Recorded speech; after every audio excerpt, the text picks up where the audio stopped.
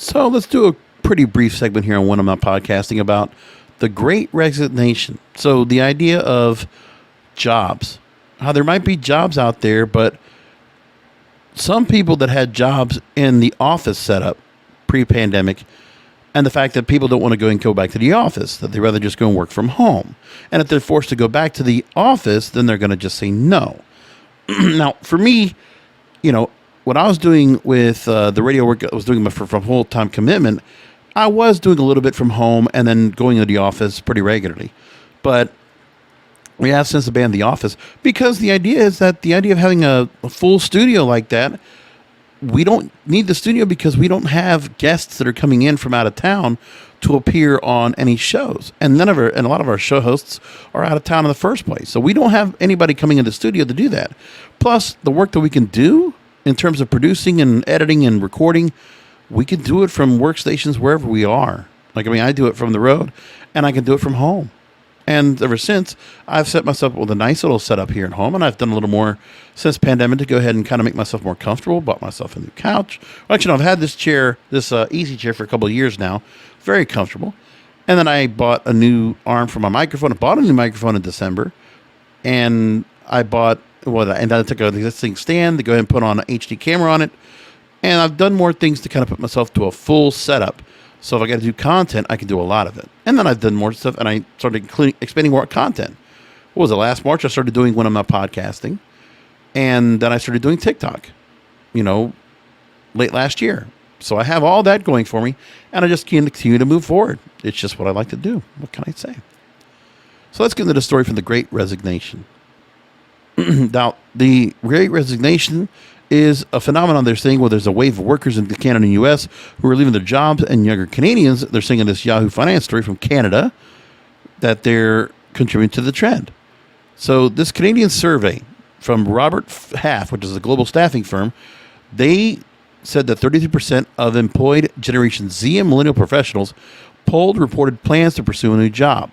And the survey revealed that Gen Z mostly wants to change so they can earn a higher salary, 40% of them. Millennials are struggling with low morale, 31%.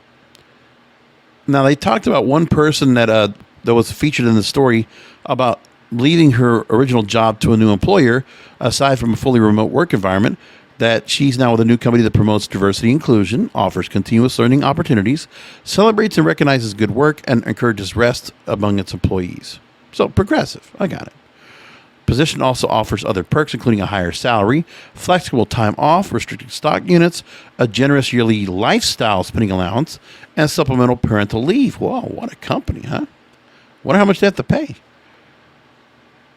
And a career coach that they talked to in the story, Yorgos Bordouris, self-employed, is the head of recruitment at Toronto-based software company Forma AI, says he's constantly having conversations with young professionals who are anxious about their employer's return to office policies.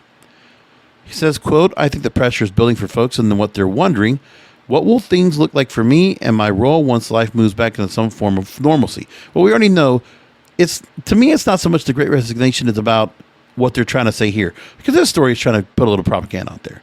Okay, so this young lady whose name is, Vanessa Staniforth, a 30-year-old Ottawa-based software developer. She was saying that there weren't many opportunities to step out of daily work to expand skills. But like I said, she's worried about, let's read what she says here. She likes that her company promotes diversity and inclusion, offers continuous learning opportunities, celebrates and recognizes good work, and encourages rest among its employees. Listen, that's all, kumbaya, all right? When you're talking about somebody that really cares about what they're doing for work and what they're getting, higher salary, flexible time off, restricted stock units, a generous lifestyle spending allowance, and supplemented parental leave. That's the stuff that people care about for jobs. All that other stuff, poppycock. That's a word you never use anymore. Go look that up on your Google. And in this story, they say with the rise of remote work, many people are also quitting because they have the option to work for companies they never thought possible. As a result, employers are feeling the pressure to retain employees. Yeah, if all you're doing in the office is scheduling meetings where you have to have people together in a boardroom with a whiteboard or whatever, that's not going to be easy to do that anymore.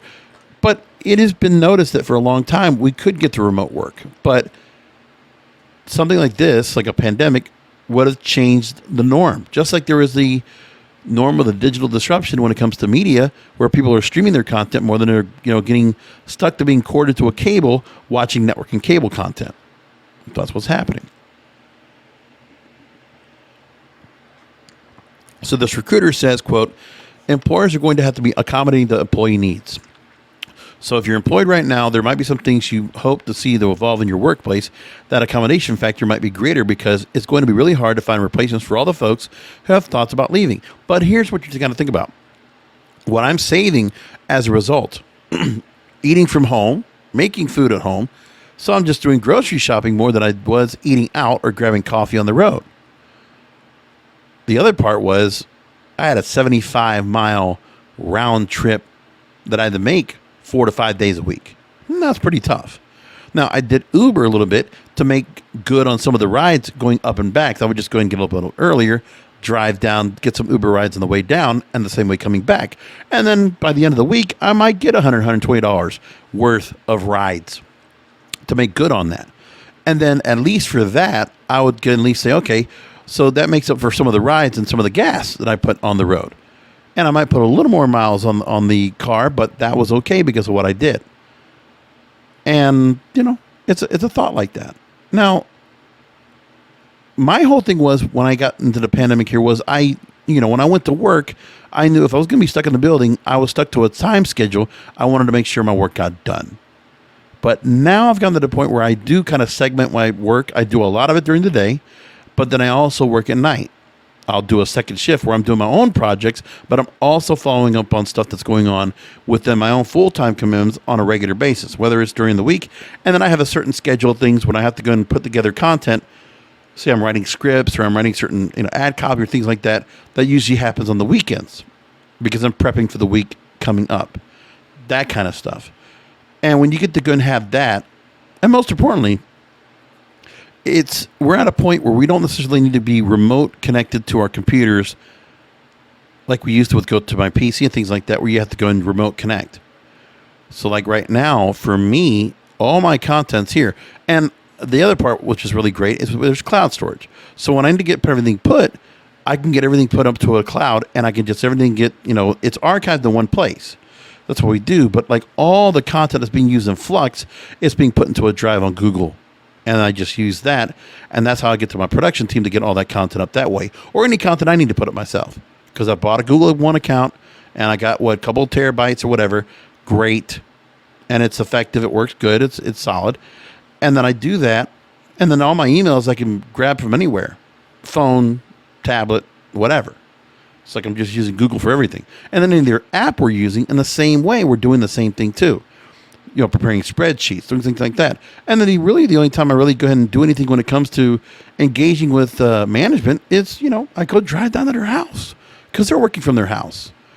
For a long time, they've enjoyed working remote because they've been kind of living that way for years.